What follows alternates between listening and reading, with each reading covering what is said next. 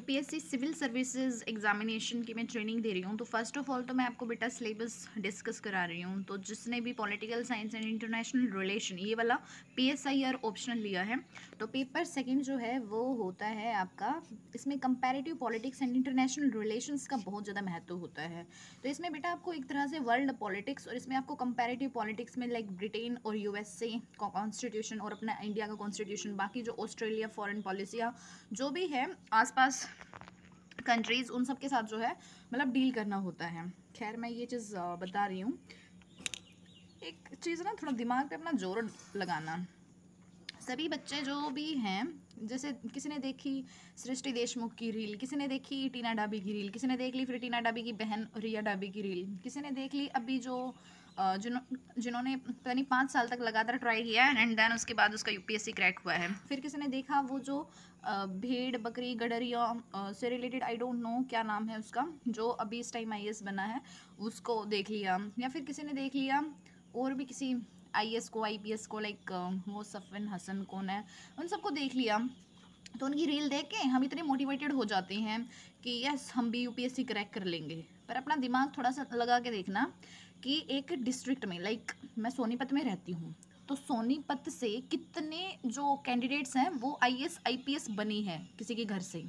मेरे को तो जो है मतलब सोनीपत टू दिल्ली मैंने देख लिया, किसी के घर में से भी कोई भी जो आईएएस आईपीएस बना हुआ दिखा ही नहीं है। बस एक बहुत दूर जो है वो मैंने जो मतलब पता नहीं बहुत दूर किसी स्कूल के पास जो है एक अन्नू थी, वो अन्नू कुमारी जो है पता नहीं 32 की एज में जो है, जिसका एक बच्चा भी था, वो आईएएस बनी है। तो बेटा आपको ना टीचर्स मिल जाएंगे, डॉक्टर्स मिल जाएंगे, इंजीनियर्स मिल जाएंगे, लेकिन deputy commissioner, DC, Indian police services officer, IPS, ये सब भी, आईआरएस, आईएफएस, ये सब नहीं मिलेंगे। तो मतलब ये है कि आपने किसी की रील देख ली और आप बिल्कुल पागलों की तरह जो है उसके पीछे भाग लिए कि यस हो जाएगा।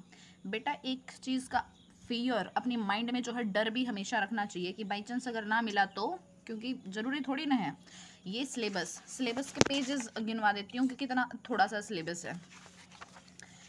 प्रीलिम्स का ये 1 पेज का सिलेबस है, ठीक है। उसके बाद देखो बेटा मेंस में ये जो क्वालिफाइंग इंग्लिश और हिंदी का ये सिलेबस है। फिर उसके बाद एसए का इतना थोड़ा सा सिलेबस है। और फिर देखो जीएस 1 इसका इतना थोड़ा सा सिलेबस है। और ये क्या है, ये जीएस 1 का सिलेबस इतना है, जीएस 2 का सिलेबस इतना है, जीएस 3 का सिलेबस इतना, जीएस 4 का सिलेबस इतना। एंड देन उसके बाद सुनो, इसमें जो ऑप्शनल सब्जेक्ट है, ऑप्शनल सब्जेक्ट का जो है ना ये है इतना सिलेबस, बस इतना सा ही सिलेबस है। अगर चाहूँ तो मैं जो है इस रात दिन जो है इसको सिलेबस को कवर कर लूँ, पर मैं कवर क्यों नहीं कर पा रही हूँ, क्योंकि आपने एक बार तो इसमें मेहनत करके जो है कवर कर लिया और फिर इस सिलेबस के टच में नहीं रहे ना, तो जैसे गधे के सिर से सींग गायब हो जाते हैं ना, उस तरीके से ये सिलेबस जो है छू मंत्र हो जाएगा। आपको जो है हमेशा इसके टच में रहना पड़ेगा, इस पर फोकस रखना पड़ेगा।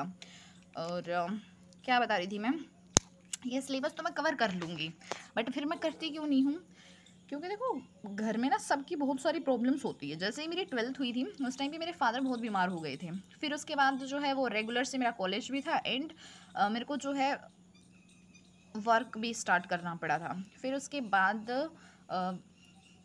फिर जब वर्क और मेरे रेगुलर कॉलेज के साथ जो है मेरा ये यूपीएससी का सिलेबस कवर नहीं हुआ, तो फिर मैं यूपीएससी के प्रीलिम्स में फ़ेल हो गई। फिर उसके बाद मैंने जो है बीएड स्टार्ट कर दी, मास्टर्स स्टार्ट कर दी, और फिर मेरे फादर की डेथ हो गई।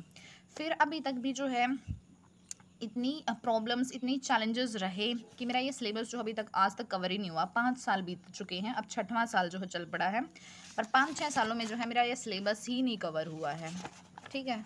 और क्योंकि मेरे को पढ़ना और पढ़ाना बहुत ज़्यादा पसंद है, तो मेरे को नहीं लगता कि ये पेपर का सिलेबस कवर करना इज़ कोई बिग डील है। लेकिन एक ऑफिसर के अंदर जो क्वालिटीज़ है ना, वो हमें नहीं पता होता। पता नहीं वो छुपी हुई क्वालिटीज़ एक ऑफिसर की वो मेरे अंदर है या नहीं है, आपको भी नहीं पता होता है, ठीक है। क्योंकि कहीं कोई गडरियों के झुंड में से आईएएस बन के निकल रहा है, कहीं पे कोई गुजरात में जो है वहाँ से आईपीएस बन के निकल रहा है, कहीं कोई किसी गांव में रह के कोई बच्चे की माँ जो है वो आईएएस बन के निकल रही है। तो हो सकता है कि देखो एक सिस्टम में, एडमिनिस्ट्रेशन में जाने के बाद मतलब जो गिव अप ना करे कि उसके सामने जो है डिस्ट्रिक्ट की या फिर पॉलिटिशियंस की, कोई भी चैलेंजेस आ जाए गवर्नमेंट की, तो वो उसमें सर्वाइव कर जाए, उसको सोल्व करा दे। एक माइंडसेट, मतलब एक ऑफिसर का तो जो है वो कहीं पे भी हो सकता है, और वो ऑफिसर वाला माइंडसेट ना हो तो वो हो सकता है कि वो पूरा सिलेबस कवर कर ले, चाहे वो रात दिन जो है न्यूज़पेपर पढ़ ले, कुछ भी कर ले, वो उसके अंदर ऑफिसर लाइक क्वालिटी हो ही ना कि वो मतलब आसानी से गिव अप कर देता हो लाइक। ठीक है, तो बहुत सारी प्रॉब्लम्स होती हैं। और फिर प्राइवेट सेक्टर में और गवर्नमेंट सेक्टर में बेटा अंतर क्या होता है? देखो, गवर्नमेंट सेक्टर में ना सबकी फिर चाहत ये होती है कि हम ग्रुप ए की जॉब करेंगे, ग्रुप डी की क्यों करेंगे, ग्रुप ए की ही करेंगे। लाइक हमें जो है हमारा फर्स्ट गोल ऐसा ही होता है कि हमें आईएएस बनना है, आईपीएस बनना है, आईएएस आईपीएस नहीं तो चलो Indian foreign services officer IFS बनना है। हमसे भाई क्लैरिकल जॉब नहीं होगी, हमसे जो है खाली वो कांस्टेबल वाली जॉब नहीं होगी, हमसे जो है मतलब छोटी मोटी जॉब होएगी नहीं गवर्नमेंट में। ऐसा माइंडसेट क्रिएट कर लेता है जो एक बहुत ज़्यादा मतलब यूपीएससी के इन्फ्लुएंस में आता है। तो अब देखो सुनो, उससे छोटे गवर्नमेंट की जॉब्स पे जो है उसकी प्रिपरेशन पे ध्यान जाएगा नहीं, यूपीएससी उससे क्रैक होएगा नहीं, तो फिर वो करेगा क्या? फिर वो जाता है बेचारा प्राइवेट सेक्टर में। फिर प्राइवेट सेक्टर में जब जाता है तो उसने क्योंकि यूपीएससी की प्रिपरेशन कर ली, अब उसको सारे अपने राइट्स का पता है, वो मतलब फील तो कर रहा है कि मैं एक ऑफिसर हूँ, और उसको वहाँ पे मतलब जलील इस तरीके से किया जाए कि तुम्हारी कुछ औकात ही नहीं है, तो फिर वहाँ पे वो जो है मतलब कॉन्ट्राडिक्शन होता है। उसका जो माइंड है वो मतलब बिल्कुल भी अपनी जो इंसल्ट है वो डाइजेस्ट कर ही नहीं पाता है। और प्राइवेट सेक्टर में होता क्या है कि अगर हाँ जी रखी तो आपके लिए जॉब है, अगर ना जी जरा सी भी कर दी तो सीधा घर है।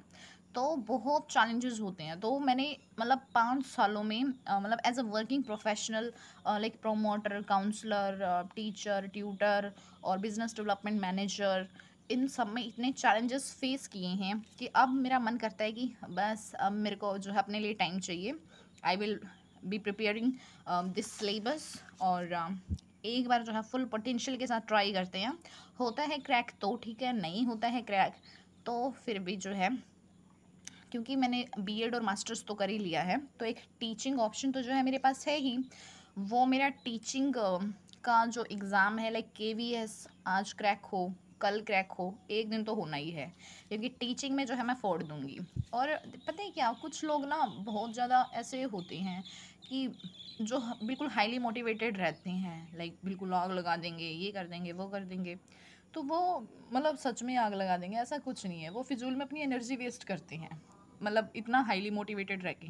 मेरे को कुछ लोग ये बोलते हैं कि तुम में दिमाग है कि नहीं, तुम जो है ग्रुप डी का फॉर्म भी भर देती हो, ग्रुप ए का फॉर्म भी भर देती हो, और फिर तुम्हारी एनर्जी जो है इधर उधर डाइवर्ट होती है, तुम एक चीज़ पे फोकस्ड नहीं रहती हो। तो बात ऐसी है कि हमारे अंदर एनर्जी इतनी होती है कि पता नहीं हम अपनी एनर्जी जो है कहाँ कहाँ लगा देते हैं। ठीक है, एक साथ जब पैरेलल में मैं जो है 2 डिग्री कर सकती हूँ, एक साथ पैरेलल में जब मैं जॉब कर सकती हूँ, एक साथ पैरेलल में जो है मैं इतने सारे दुख सहन कर सकती हूँ, तो ये छोटे मोटे ग्रुप डी से ए तक के फॉर्म भर के सारे एग्जामिनेशन दे दिए तो इसमें क्या गुनाह है? इसमें कुछ गुनाह है ही नहीं, क्योंकि मेरा माइंड सेट एक ऐसा भी होता है कि मैं टीचर हूँ, और बाई चांस मेरा कोई भी स्टूडेंट है, किसी ने किसी भी चीज़ के बारे में पूछ लिया, तो मेरे पास वो एक्सपीरियंस होना चाहिए कि यस मैंने मतलब क्या बोलते हैं, आफ्टर 12th जो है मैंने दिल्ली यूनिवर्सिटी एंट्रेंस टेस्ट भी दिया है मैंने, उसके बाद SSC MTS, SSC GD, SSC CHSL, SSC CGL, और एसएससी स्टेनोग्राफर, एसएससी ट्रांसलेटर, और मतलब ये सभी भी एग्ज़ाम्स दिए हैं। उसके अलावा मैंने क्या करा है, ये एसएससी के सारे एग्ज़ाम्स हो गए, फिर और भी ऐसे DSSS के बहुत सारे एग्ज़ाम्स होते हैं, वो सब भी दिए हैं। फिर यूपीएससी का मैंने एनडीए भी दिया है, यूपीएससी का मैंने सीडीएस भी दिया है, यूपीएससी का मैंने सीएपीएफ भी दिया है, यूपीएससी का मैंने ये सीएससी भी दिया है। फिर कोई ये पूछे इतने सारे एग्ज़ाम दिए हैं, क्रैक कितने हुए हैं, क्लियर कितने हुए हैं, बात ऐसी है कि मैंने प्रिपरेशन कभी नहीं की है, बस वो मैं उसका मतलब कि वो पेपर कैसा होता है वो एक्सपीरियंस लेने गई थी। मैंने कभी इनका रिजल्ट तक नहीं चेक करा, क्योंकि मुझे पता था ये क्रैक तो हुए नहीं होंगे। ठीक है, तो मैंने मतलब state PCS, Haryana civil services ये सब भी दिए हैं, पर ये सब क्योंकि मेरे को उम्मीद बस अपने आईएएस से है फर्स्ट, एंड मेरा लास्ट ड्रीम जो है वो आईएएस है। और होता है तो ठीक है, नहीं होता है तो फिर मेरे माइंड में ये भी क्लियर है कि देख, सोनीपत से लेके दिल्ली तक मतलब इतनी जगह पे मैं गई हूँ, सोनीपत, दिल्ली पूरा, फिर अम्बाला में, शाह बराड़ा, और कालपी चौक और यमुना जगाधरी और यमुनानगर, सॉरी, मतलब करनाल, कुरुक्षेत्र, चंडीगढ़, पंचकुला, मतलब पूरा हरियाणा, मतलब इतने लोगों से मतलब नेटवर्किंग है। नेटवर्किंग में सब हैं, मतलब इंजीनियर्स हैं, डॉक्टर्स हैं और मतलब सारे प्राइवेट सेक्टर के प्रोफेशनल्स हैं और टीचर्स हैं, प्रोफेसर हैं। लेकिन आईएएस आईपीएस कहाँ टच में है? तो आईएएस आईपीएस जो है भाई डिस्ट्रिक्ट में सिर्फ एक दो ही होती हैं।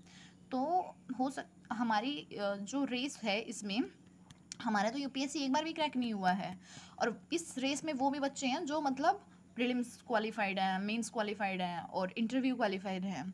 मतलब फिर उनको ये जो है कुछ नंबर से, जैसे 13 नंबर से रैंक पीछे रह जाती है तो उनको कोई सर्विस, कोई पोस्ट नहीं मिलती है।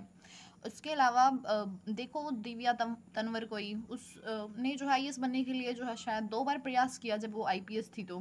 तो इस तरीके से जो बच्चे इसमें ऑलरेडी सिलेक्टेड हैं वो भी प्रयासरत होते हैं। और जो जिनका नहीं हुआ है, क्योंकि जनरल को भी 6 बार मौका मिलता है, ओबीसी को 9 बार मिलता है और एससी एसटी को जो है 37 साल तक अनलिमिटेड अटैम्प्ट्स मिलते हैं। तो इस तरीके से जो है इस रेस में बहुत सारी लगे हुए हैं, बहुत सारे लगे हुए हैं।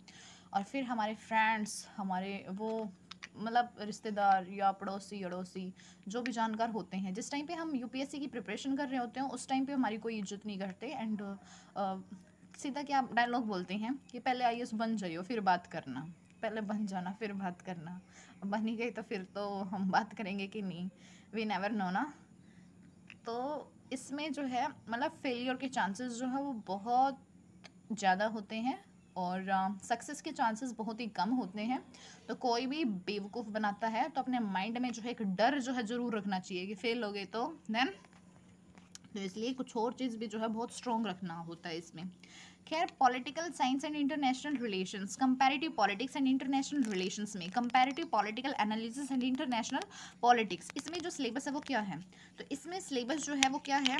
comparative politics, nature and measure approaches, political economy and political sociology perspectives, limitations of the comparative method, state in comparative perspective में characteristics and changing nature of the state in the capitalist socialist economies and advanced industrial and developing societies। उसके बाद जो next है वो क्या है? Next जो है वो ये है politics of representation and participation, political parties, pressure groups and social movements in advanced industrial and developing societies, globalization में responses from the developed and developing societies, approaches to the study of international relations में idealist, realist, Marxist, functionalist and systems theory है। की concepts in international relations में क्या है? National interest है, security and power है, balance of power है and deterrence है, transnational actors and collective security, world capitalist economy and globalization है। चेंजिंग इंटरनेशनल पॉलिटिकल ऑर्डर में क्या है? राइज ऑफ सुपर पावर्स है, स्ट्रेटेजिक एंड आइडियोलॉजिकल बायोपोलैरिटी है, आर्म्स एंड कोल्ड वॉर है, nuclear threat है।